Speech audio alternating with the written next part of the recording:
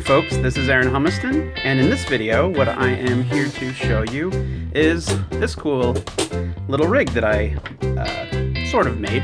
I modded as a portable drawing table. I bought all the components either off of Amazon or out of Home Depot or Walgreens or whatever, and I'm continuously changing and modding this to fit my needs as a mobile drawing table. I go to various conventions throughout the year, and this is what I take with me to do all my commissions and drawing on. And a lot of people have asked me, hey, what is that? You know, where can I get that? So I figured this would be a great video I could make to describe what this is, how I use it, and maybe how to build one of your own. So let's get into it. The core of this table is this element right here. I bought this off of Amazon for pretty cheap, around 15 bucks. It's just a basic portable drawing table. It has the nice little rubber feet for you bolted in, and it has a nice handle so you can carry it around. And it also has an added little drawer that you can store your pencils and stuff in. And on top of that, it has the ability to set it up at an angle. But it's not, you know, the highest quality wood. I can easily see this wearing down, perhaps, you know, breaking at one time or another. But, you know, I've had this for a while now, and it's held up pretty strong. The fixtures that you use to keep the drawer in, I had to replace. Those kind of busted off. But yeah, so just keep in mind, you are sort of getting what you pay for. It's still a good quality product, but it's definitely not the best materials. That's the base element of this drawing table. But then comes the part where I modded it. For me, as a traditional 2D animator, one of the main things I really like having on my drawing table is the ability to rotate, so you can draw at different angles. So this is where my modding came in, to where this table, you can rotate it a complete 360.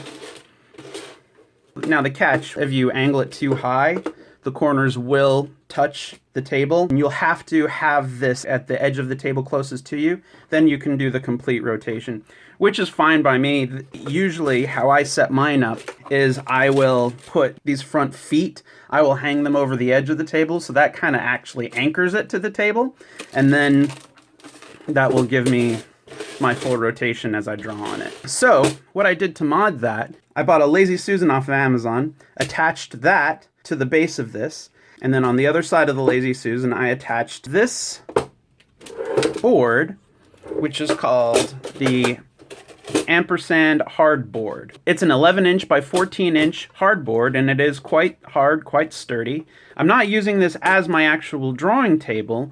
You have to use screws to attach it to the Lazy Susan, and the board is so thin that the screws popped through the actual board. So what I did is the screws are actually underneath these 4 pads designed to put on the bottoms of like chair or table legs so you don't scrape the floor.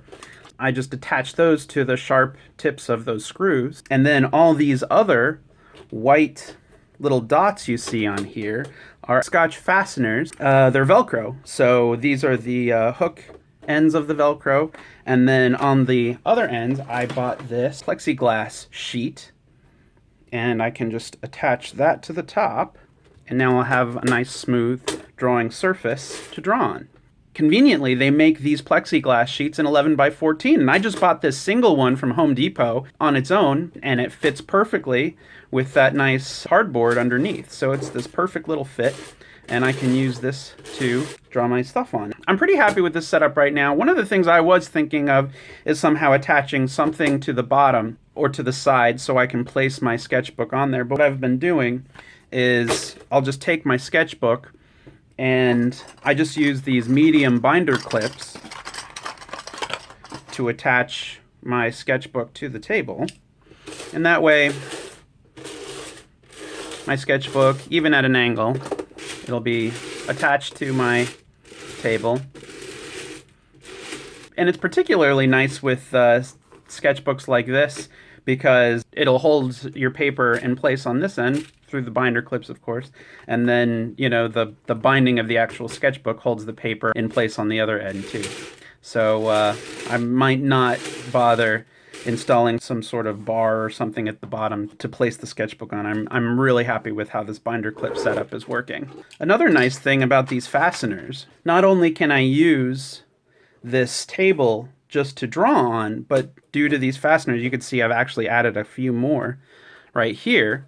I can also attach other things, such as my Cintiq companion to this as well.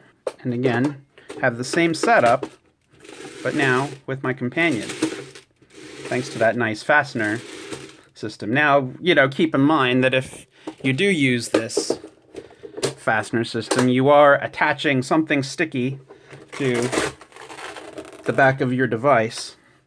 So if you're not into attaching anything sticky to your device, then that might not be the best solution for you. If you want to attach something like, you know, maybe like an Apple iPad or a tablet or something, you could just buy a cheap case to it and then attach the fasteners to that case. Then you don't have to worry about affecting your device, and you can still use this system. Now, another thing too that you need to keep in mind is that the Lazy Susan, when you rotate it, it's a really smooth rotation, which can get in the way of your drawing when you're trying to draw and your table starts turning when you don't want it to.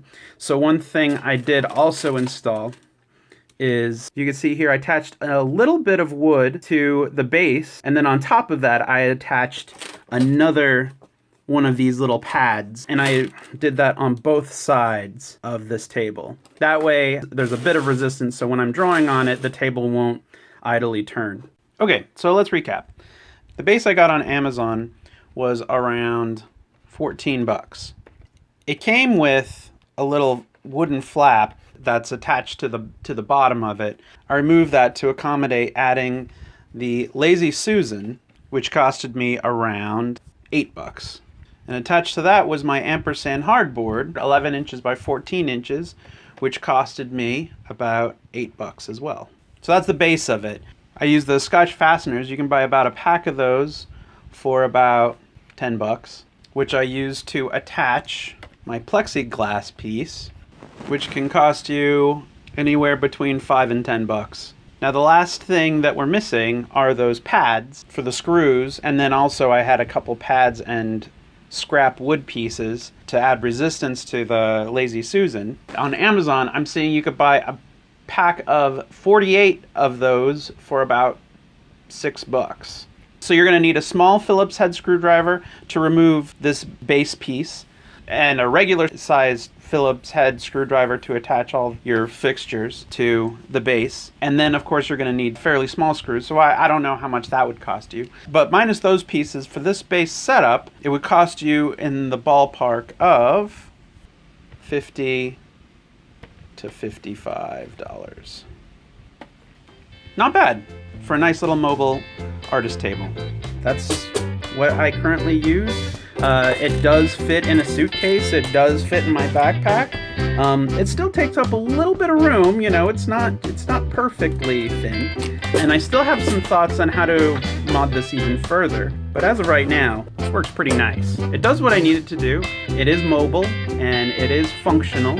So I will provide links in the description for all of the elements that I used to build this. And if you are interested in building one of these for yourself, I hope it goes great for you. It's been going great for me so far. And yeah, that's about it. I hope you enjoyed the video. If you did, I'm always thankful for likes, for shares, for subscribing. You know the drill by now. So yeah, happy drawing, and I will see you next time. All right, bye guys.